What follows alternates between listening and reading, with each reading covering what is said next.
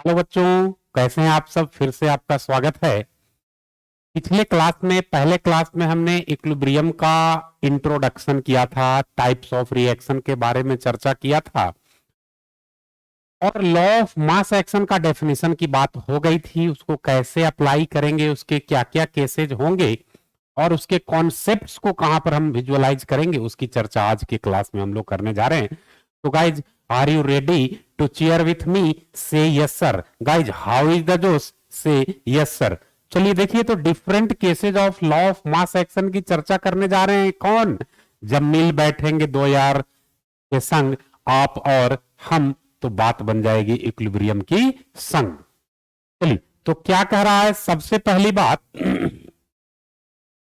Different case में कि अगर रिएक्शन उल्टा कर दिया जाए तो इक्विलिब्रियम कांस्टेंट रेसिप्रोकल में आ जाएगा। मान लो, मैं इसको प्रूफ कर देता हूं। लेट इक्विलिब्रियम कांस्टेंट, देखिएगा,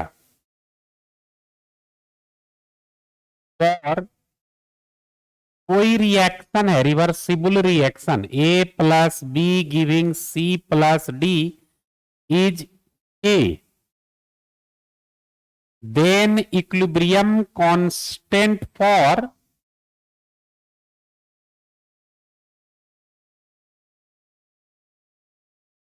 C plus D gives A plus B is 1/k। यही कह रहा है। देखो तो रिएक्शन को सिर्फ हमने रिवर्स कर दिया तो कह रहा है इक्विलिब्रियम कांस्टेंट रेसिप्रोकल में आ जाएगा। गाइज, क्लियर हुआ कि नहीं हुआ? क्लियर हुआ कि नहीं हुआ? क्लियर हो गया। अब स्टूडेंट्स, इसके प्रूफ की चर्चा करना हम चाह रहे हैं। आखिर ये आया कैसे, हम लोग इस साइंस को मानेंगे कैसे? तो देखिए, इस इक्वेशन के लिए a प्लस बी क्या दे रहा है? c plus D. इसका इक्विलिब्रियम कांस्टेंट क्या है? तो एक्सप्रेशन हम लोग जानते हैं, प्रोडक्ट का कॉन्सेंट्रेशन ऊपर में और रिएक्टेंट का कॉन्सेंट्रेशन नीचे में। तो concentration of C into concentration of D upon concentration of A into concentration of B। ये किस रिएक्शन के लिए हुआ? तो A प्लस बी दे रहा है C प्लस डी के लिए। स्टूडेंट्स, अगर हम बात करें दूसरा रिएक्शन के लिए, रिवर्स रिएक्शन के लिए, क्या है? C plus D gives A plus B. इसके इक्विलिब्रियम कांस्टेंट को K1 मान लो और इसका इक्विलिब्रियम कांस्टेंट K हमने माना था। तो students, K1 is equal to क्या लिख सकते हैं? Concentration of A into concentration of B, क्योंकि ये प्रोडक्ट में और प्रोडक्ट वाला ऊपर होता है, upon concentration of C into concentration of D, reactant है, रिएक्टेंट वाला नीचे होता है। अब देखो स्टूडेंट्स, इस इक्वेशन को मैं इक्वेशन 1 मान रहा हूं, इस इक्वेशन को इक्वेशन 2 मान रहा हूं। अब आप ईमानदारी से बताओ, देखो तो इसका ठीक उल्टा ये है, a इंटू बी नीचे है, यहां पर a इंटू बी ऊपर है, यहां पर c इंटू डी ऊपर है, यहां पर c इंटू डी नीचे है। तो हम लोग क्या लिख सकते हैं? From equation 1 and 2 K1 is equal to 1/k। Students, proof हो गया, बल्ले बल्ले हो गया। चलिए, केस 1 बस ध्यान रखना, रिएक्शन उल्टेगा, इक्विलिब्रियम कांस्टेंट 1/में हो जाएगा। चलिए केस 2 की ओर चलते हैं। किसी रिएक्शन को अगर किसी नंबर या फ्रैक्शन से मल्टीप्लाई करते हैं, पूरे रिएक्टेंट और पूरे प्रोडक्ट को, तो वही नंबर या वही फ्रैक्शन नए रिएक्शन के इक्विलिब्रियम कांस्टेंट में पुराने रिएक्शन के इक्विलिब्रियम कांस्टेंट के पावर में चला जाएगा। मान लो कि कोई रिएक्शन है जिसका इक्विलिब्रियम कांस्टेंट K है और हमने उस रिएक्शन को थ्रू आउट 2 से मल्टीप्लाई कर दिया, तो नया रिएक्शन का इक्विलिब्रियम कांस्टेंट क्या हो जाएगा? K का पावर 2।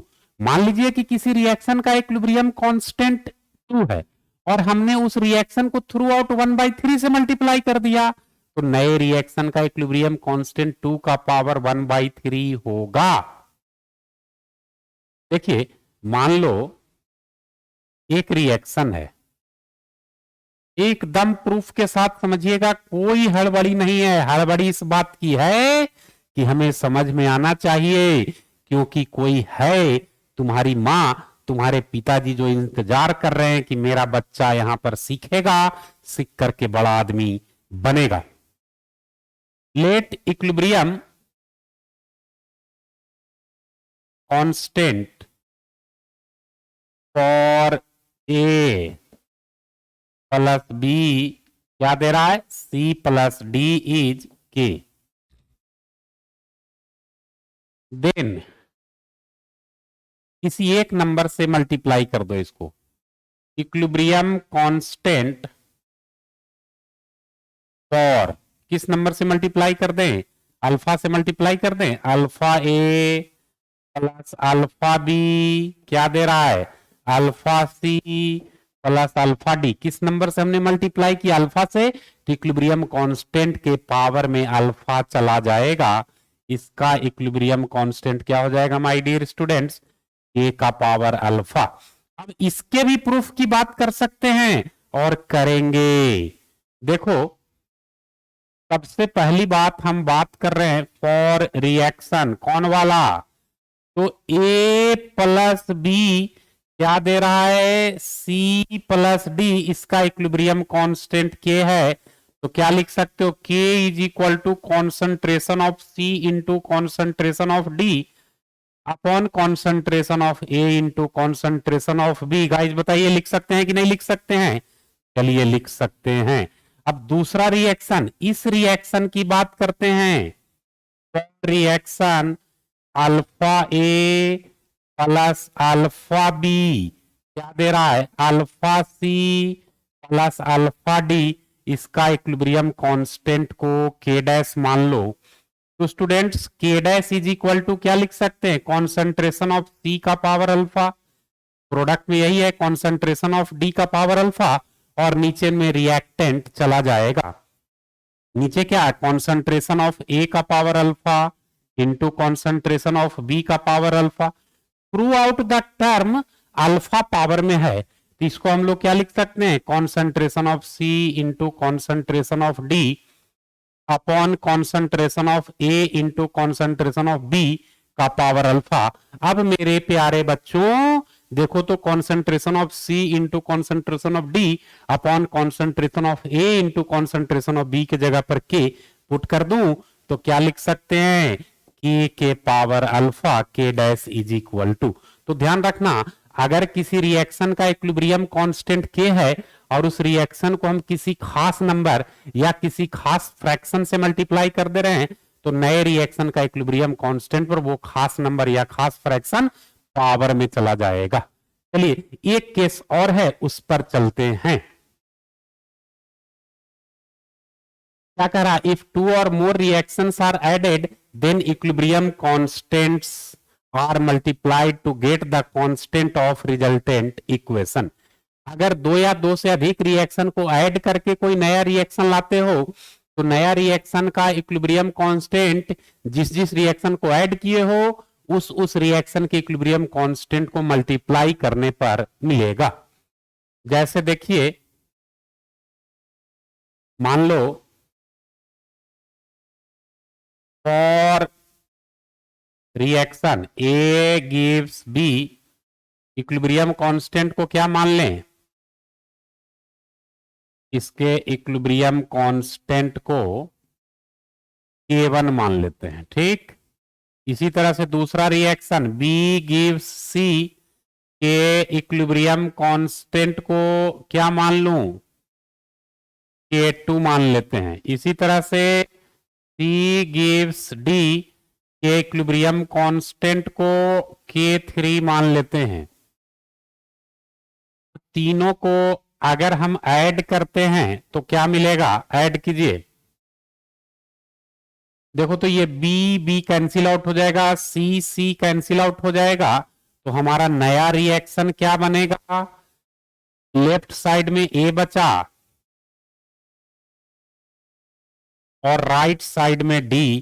तो इसका इक्विलिब्रियम कांस्टेंट को के डैश मान लो और तीन इक्वेशन को जोड़ने पर मिल रहा है तो इसका इक्विलिब्रियम कांस्टेंट जिस जिस इक्वेशन को जोड़िएगा उसके इक्विलिब्रियम कांस्टेंट के मल्टीप्लिकेशन के बराबर होगा।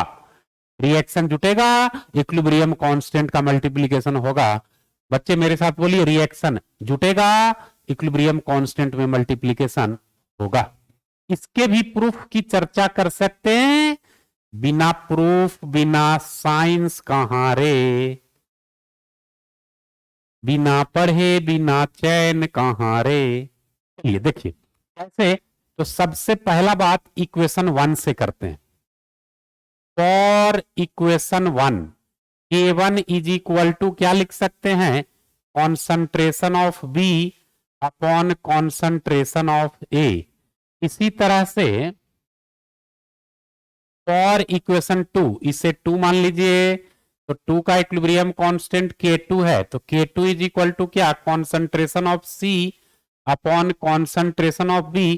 और इक्वेशन 3 के लिए क्या हो जाएगा, तो देखिए फॉर इक्वेशन 3 क्या लिख सकते हैं, K3 is equal to concentration of D upon concentration of C।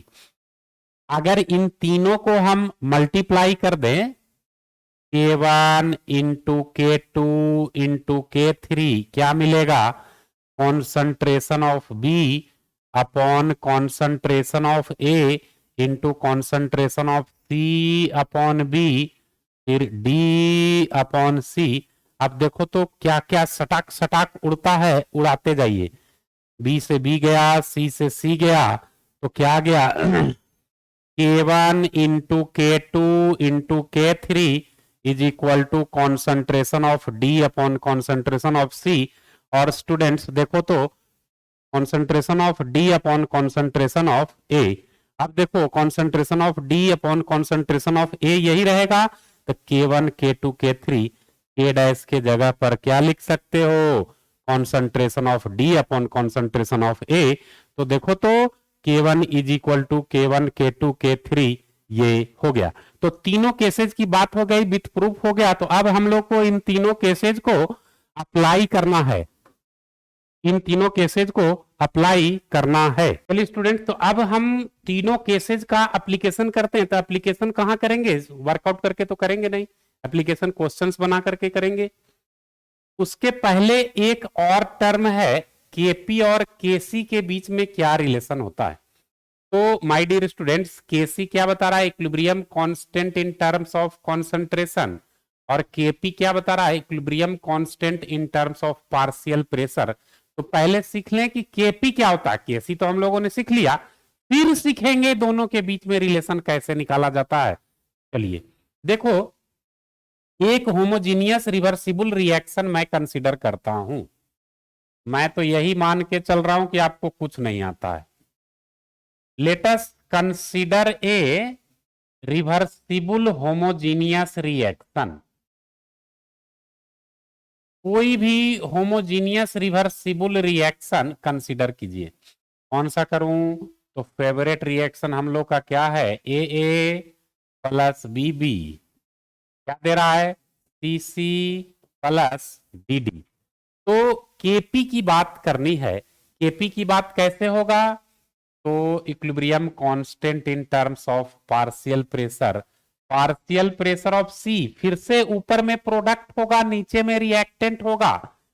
Partial pressure of C का पावर सी, जो कोफिशियंट है वो पावर में, फिर पार्शियल प्रेशर ऑफ डी का पावर डी, कोफिशियंट डी है वो पावर में चला गया। उसके बाद पार्शियल प्रेशर ऑफ ए का power A into partial pressure of B का पावर बी, ये केपी हो गया।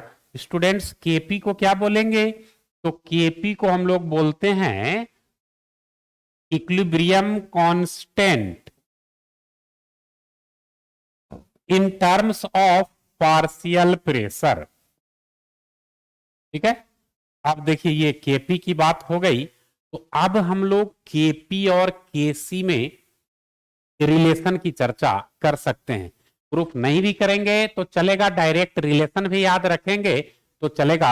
आप बताइए प्रूफ कर दूं या नहीं कर दूं, प्रूफ मैं कर देता हूं। प्रूफ से क्या होता है कि साइंटिफिकली याद रखने का लाइफ पीरियड बढ़ जाता है, टाइम पीरियड बढ़ जाता है। चलिए अब रिलेशन बिटवीन केपी एंड केसी करेंगे, इसी इक्वेशन से करेंगे। चलिए देख लीजिए,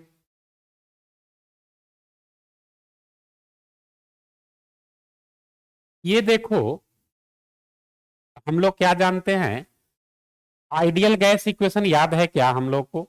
थोड़ा सा पीछे की दुनिया में चलते हैं। फ्रॉम आइडियल गैस इक्वेशन हम लोग सभी लोग जानते हैं PV is equal to NRT. याद है या घर के सीढ़ी पर छोड़ आए हो? चलो मैं याद दिला दिया हूं। PV is equal to NRT, P pressure, V volume, N number of mole, R universal constant और टी टेम्परेचर इन केल्विन। अब देखो इसमें थोड़ा सा मॉडिफिकेशन करते हैं। P is equal to N by V into R T. N by V number of mole बटा volume, यानी क्या? कॉन्सेंट्रेशन। तो क्या बोलेंगे? P is equal to concentration into R T. Students क्या बोल सकते हैं? Concentration is equal to P upon R T. यानी अब देखिए आप, केसी यहां पर हम लोग क्या लिख सकते हैं? ध्यान से देखना। Equilibrium constant in terms of concentration क्या लिख सकते हैं? Equilibrium constant in terms of concentration C का power C, concentration of D का power D upon concentration of A का power A, concentration of B का पावर बी। और अभी हमने बताया था केपी इज इक्वल टू क्या? तो पार्शियल प्रेशर ऑफ सी का power C, partial pressure of D का power D upon partial pressure of A का power A into partial pressure of B का पावर बी। अब तुम देखो मेरे प्यारे विद्यार्थियों, concentration is equal to P upon R T है, तो concentration of C is equal to क्या लिख सकते हैं? Partial pressure of C upon R T. Concentration of D is equal to क्या लिख सकते हैं? Partial pressure of D upon R T. लिख सकते हैं ना? इसी प्रकार से concentration of A is equal to क्या लिख सकते हैं? Partial pressure of A upon R T. Concentration of B is equal to क्या लिख सकते हैं? Partial pressure of B upon R T, क्योंकि हमने ऑलरेडी फॉर्मूला ला दिया concentration is equal to P upon R T. अब इधर हम पुट करेंगे इसी वैल्यू को। देखो बच्चे, के सी इज इक्वल टू क्या लिख सकते हैं? कॉन्सेंट्रेशन ऑफ सी के जगह पर पीसी अपॉन आर टी। देखिएगा, ध्यान से देखिएगा। आओ बच्चे तुम्हें दिखाएं झांकी इक्विलिब्रियम की। पीसी अपॉन आर टी का पावर सी, यहां क्या लिखोगे? पीडी अपॉन आर टी का power D upon P A upon R T का power A into P B upon R T का पावर बी। ये देखो, इसको आगे बढ़ा दो तो क्या हो जाएगा? पीसी का पावर सी इंटू पीडी का पावर डी अपॉन आरटी का power C plus D. RT दोनों तरफ है ना, इसलिए पावर ऐड हो जाएगा। C plus D upon PA का पावर ए इंटू पीबी का पावर बी अपॉन आरटी का पावर ए प्लस बी। अब इसको हमको एडजस्ट करना होगा। बात समझ में आ रही है? चलिए देखिए इसको कैसे एडजस्ट करेंगे। इतनी बात समझ में आ गई? चलिए देखो, तो मैं एडजस्ट करके बताता हूं। इधर एडजस्ट कर दूं,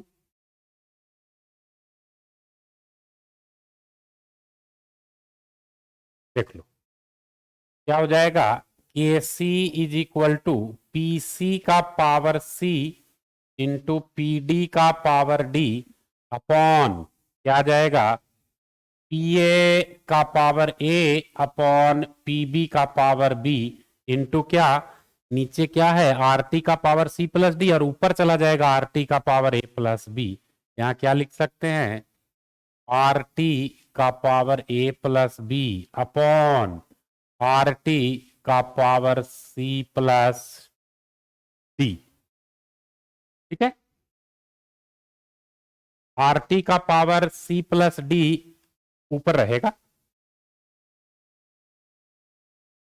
आर टी का पावर सी प्लस डी ऊपर और आर टी का पावर ए प्लस बी नीचे। ये आर टी का पावर सी प्लस डी और आर टी का पावर ए प्लस बी। अब देखो मेरे बच्चों, पीसी का पावर सी, पीडी का पावर डी अपॉन पीए का पावर ए, पीबी का पावर बी, यही तो इसके जगह पर केपी लिख सकते हैं। तो क्या आ गया, के C is equal to KP, के C is equal to KP. यहां पर ठीक था जी, एक मिस्टेक हो गया, यहां पर ठीक था। देखिए ये क्या था, आर टी का पावर ए प्लस बी, यहां पर आर टी का power C plus D. K C is equal to KP, R T का पावर क्या, A plus B minus C plus D लिख सकते हैं। तो अब क्या हम बोल सकते हैं, K C is equal to K P into minus delta N G, minus delta N G, क्योंकि प्रोडक्ट में सी प्लस डी है, रिएक्टेंट में ए प्लस बी है, यहां A plus B minus C plus D हो रहा है। तो क्या हो जाएगा, के P is equal to K C into R T का power delta N G. KP is equal to K C into R T का power delta N ji.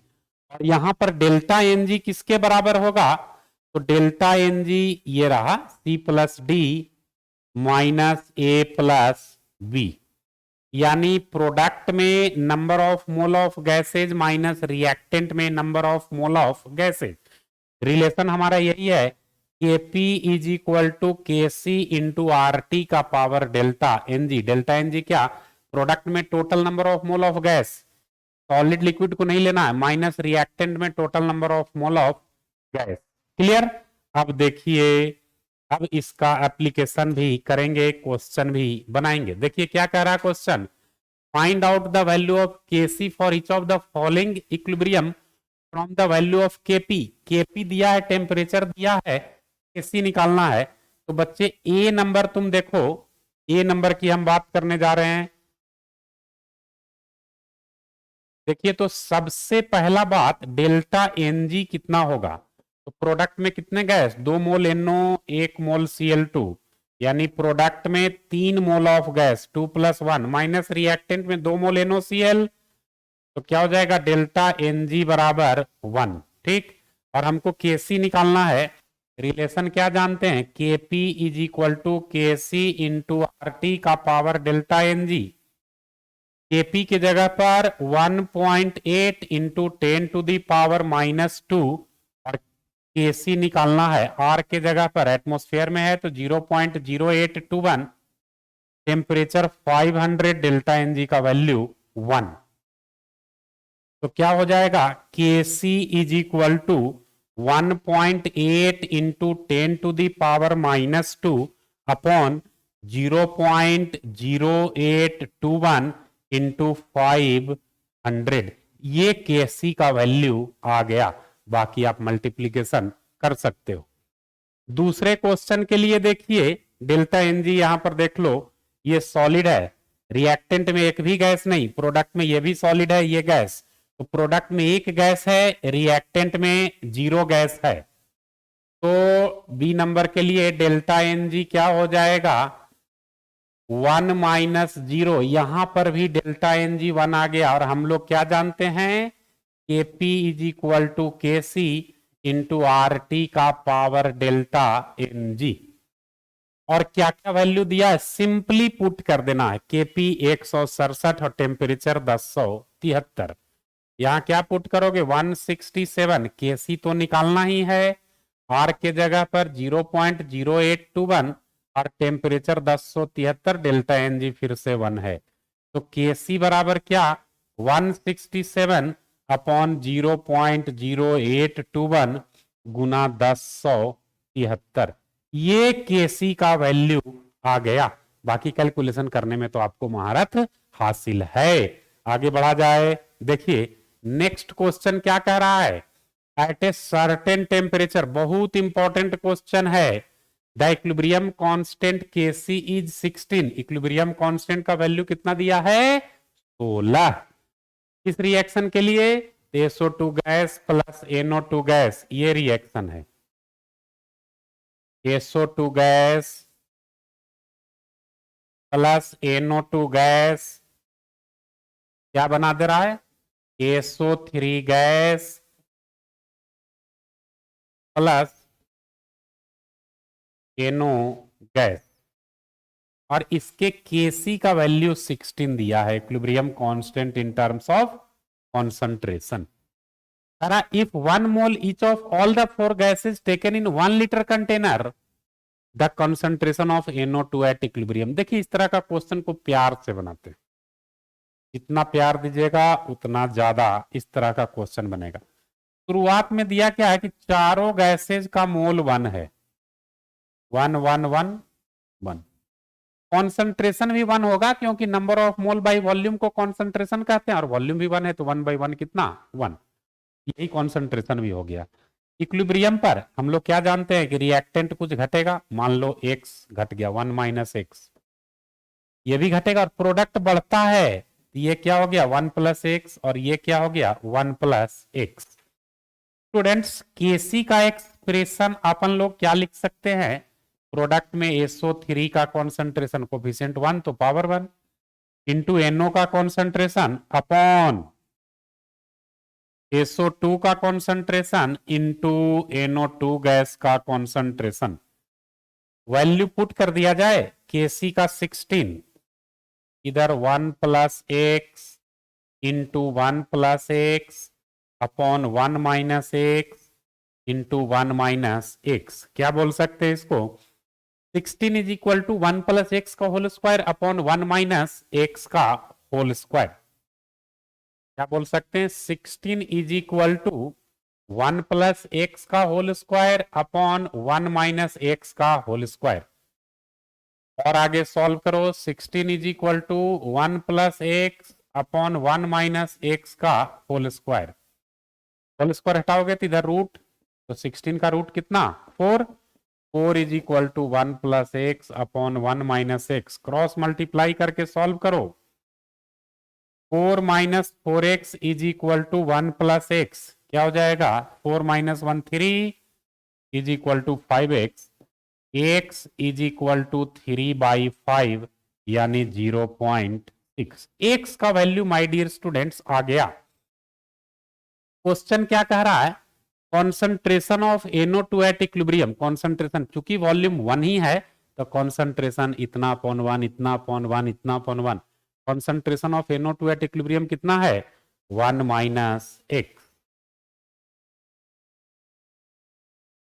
Concentration of NO2 at equilibrium को ऐसे represent कर दे, NO2 1 - x है, x का value put कर दो 0.6, तो क्या आ जाएगा 0.4 मोल पर लीटर। बोली कहीं कुछ है, जैसे जैसे क्वेश्चन कह रहा वैसे वैसे कर देना, और कुछ भी नहीं करना है। अब नेक्स्ट देखिए, एक क्वेश्चन और करते हैं, क्या कह रहा है, क्वेश्चन से ही समझ लेना लॉ ऑफ मास एक्शन को, दूसरी बात नहीं है, इतना समझ गए। IIT में क्वेश्चन बनेगा, NIT में क्वेश्चन बनेगा, नीट में बनेगा, SCRA में बनेगा, NDA में बनेगा, कोई एग्जामिनेशन नहीं है जिसमें क्वेश्चन छूटने जा रहा है। 11 के बोर्ड एग्जामिनेशन में बनेगा। कह रहा है the molar concentration of A and B are 0.8 mole per litre, ये रिएक्शन है। देखिए A + B क्या बनाने जा रहा है, C + D। A और B का 0.8 मोल पर लीटर है शुरुआत में कॉन्सेंट्रेशन, क्या बोल सकते हैं 0.8 मोल पर लीटर, इसका भी 0.8 मोल पर लीटर। प्रोडक्ट तो शुरुआत में 0 होगा, इक्विलिब्रियम पर जैसे जैसे रिएक्शन आगे बढ़ेगा रिएक्टेंट का कॉन्सेंट्रेशन घटेगा, प्रोडक्ट का कॉन्सेंट्रेशन शिफ्ट से आगे बढ़ेगा। तो क्या बोल सकते हैं, एट इक्विलिब्रियम 0.8 - x, इसको क्या बोलेंगे 0.8 - x, ये क्या हो जाएगा x, और ये भी क्या हो जाएगा x। अब देखो इक्विलिब्रियम पर मोलर कॉन्सेंट्रेशन ऑफ C दिया है 0.60, यानी x का वैल्यू दे दिया ना 0.60, तो अकॉर्डिंग टू क्वेश्चन x का वैल्यू 0.60 दिया, तो पूछ क्या रहा है, the molar concentration of A and B इतना, on mixing them the reaction starts to proceed and attains equilibrium, at equilibrium molar concentration of C is 0.6 mole per litre. तो equilibrium constant निकालिए, क्या हो जाएगा, फाइंड इक्विलिब्रियम कांस्टेंट।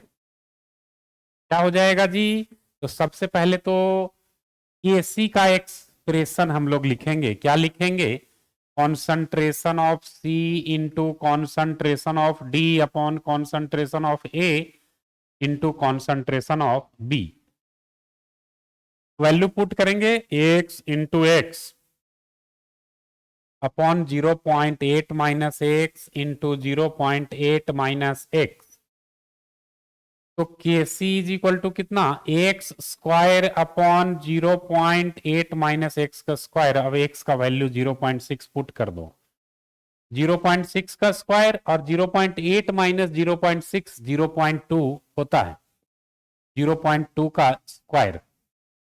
तो आगे हम क्या लिख सकते हैं, Kc is equal to 0.6 upon 0.2 को 3 लिख सकते हैं, 3 का स्क्वायर। तो देखिए स्टूडेंट्स, इक्विलिब्रियम कांस्टेंट का वैल्यू आसानी से आ गया, कितना आ गया, 9 आ गया। स्टूडेंट्स हम लोग अभी के लेक्चर को यहीं पर फिनिश करते हैं, अगले लेक्चर में फिर से इक्विलिब्रियम को कंटिन्यू करूंगा। Thank you.